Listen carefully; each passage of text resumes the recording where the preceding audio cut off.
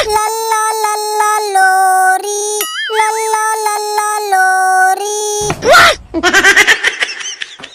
ए सौम्या, आज तू गा ले गाना जितना भी गावे होके, काहे से कि आज तू अकेले में मिल ले बाड़ी। अकेले में आज तो तोहरा के जहर के इंजेक्शन दे के यही नदी में दफना दे।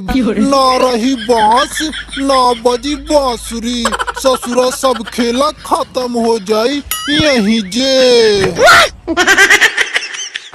ई पवन, तू हमरा भाई नहीं खे भाई, तू हमरा दुश्मन बड़ा दुश्मन।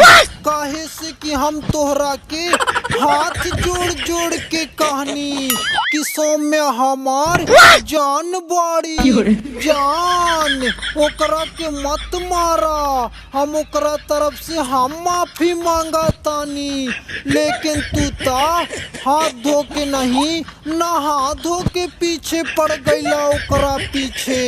आज तो तोहरा के एक लात में नदी में डुबा दे। ना रही बांस ना रही पवन ना रही टेंशन ससुरा।